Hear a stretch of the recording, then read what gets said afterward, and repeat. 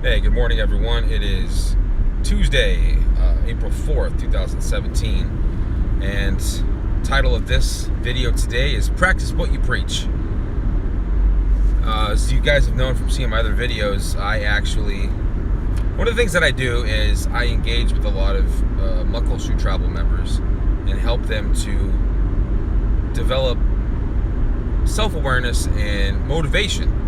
And I talk to them about time management. That's one of the very first key elements and trainings that I do when they first enter the program. Because a lot of people, one of the biggest soft skills that people can learn, for one, I think the two most important ones are emotional intelligence and time management.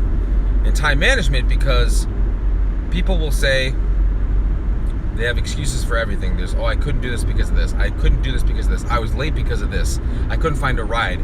This. There's always an excuse for everything. What time management does is it teaches you that you can do something if you have the will and the desire to do it. And making time for the things that are most important to you, it's not that difficult. For example, what I'm talking about, practicing what I preach, is this morning, I was up at 3 o'clock. Did I set my alarm for 3? No. There's just days that I wake up and bam, I'm awake. What do? I am passionate about things. So what do I do with my passion? I go through my photographs, I do some editing, I find some motivational quotes that give that photo personality and give it its own sense of its own story, and I post it on Instagram. And by posting those at 3 o'clock, 3:15, 3:30 in the morning, I'm hitting East Coast time, so that the guys that are going to work on the subway, who love checking nature shots, landscape photography, motivational quotes in the morning on the subway on the way to work in New York, they're seeing my stuff. I'm on the West Coast. I'm 3 hours behind you, but I'm still trying to reach out to you because I want exposure. I want people on the East Coast to know who I am. I want them to know that I'm posting stuff that I hope betters their day and starts their day off on the right foot. And so that's what I try to do.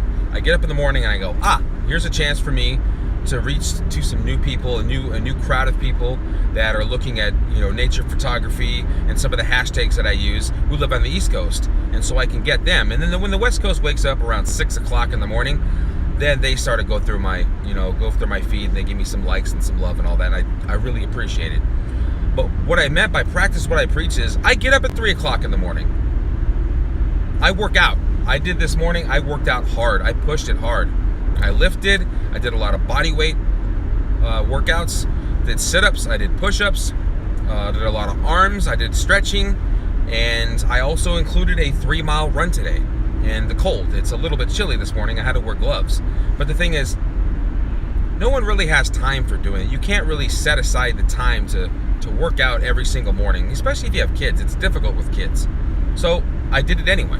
I woke up, I was awake, took the dog out to go to the bathroom, because if I don't do it, she'll piss on the carpet, and I was up.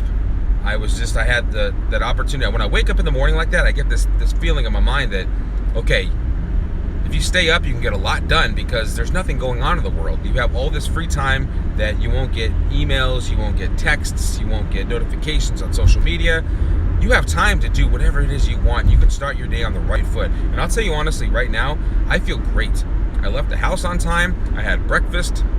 I drank 34 ounces of water. I feel good. And I got a run in. I got 3 miles run. I mean, today, I normally run during lunch to get my 2 miles in. I already have 3. So that means that I can choose to work during lunch, and that means get ahead of my career and do some things that better myself and get my job into a better position. So I can do that. And I don't feel the need to have to work out, but I'm still going to do it anyway. And so I'm ahead. I'm ahead of the game right now. I feel good. And so what I'm practicing when I preach is I get up, I do what I'm passionate about. I don't expect to get anything from it. I don't expect money from this. I expect to basically, my idea is I want to create something that people can look at. They get a feeling inside that makes them feel like, I wish I was there. I wish I could see this. This is a beautiful photograph. And the quote, I love the quote. And the quote today for the photo was a photo I took in Arizona of a cactus and flowers blooming in the desert.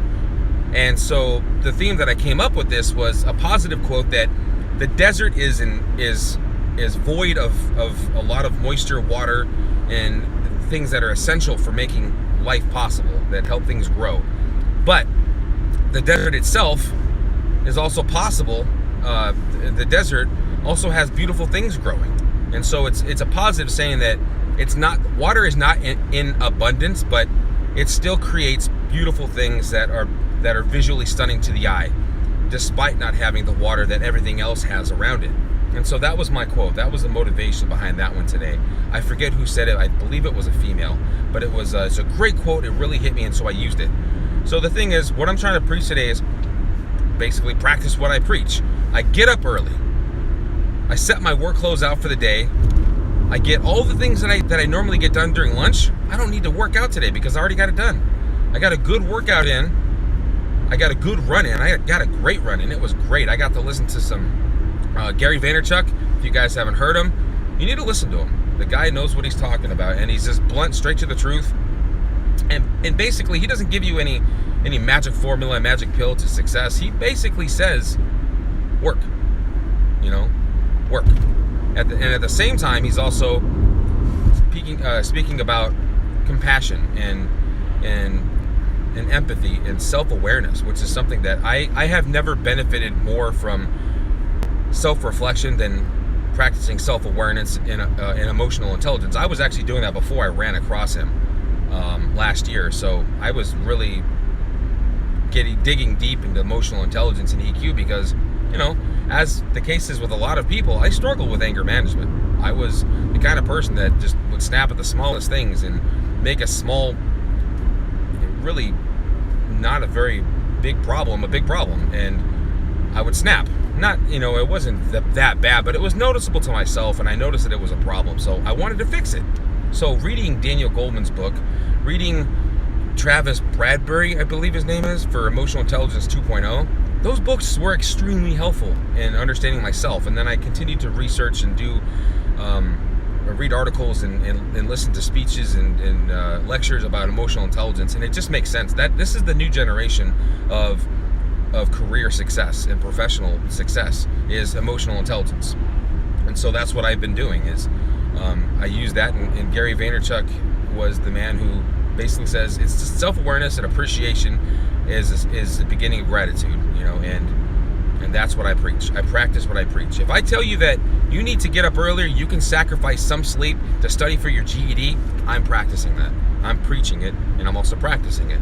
And if I tell you to read a book, some of the guys that I work with at their education, I'm reading it too. I don't need to read it, but I'm reading it anyway because I want to know what they're going through.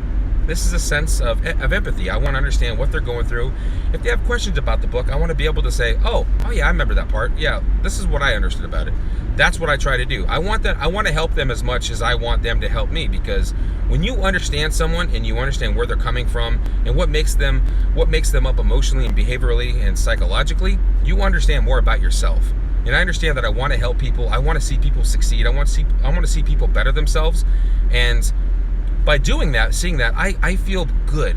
It just gives me a feeling of this satisfaction and gratitude. I feel gratitude, and seeing these people succeed is the greatest thing, because I see, that life is a web. When you see one person stay sober and get custody of their kids and become financially independent and get their education and they get their own place, they grow, their kids see that, and it affects them, and then it affects their family, because they can use them as an example of saying, if they can do it, I can do it. It's all positivity, and you need to push that. There's so much negativity out there, and so by pushing positivity all the time, it helps out.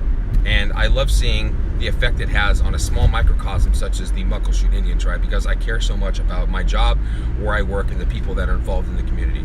So before I go too far, I'm going to cut it off here. I'm going to say, practice what you preach.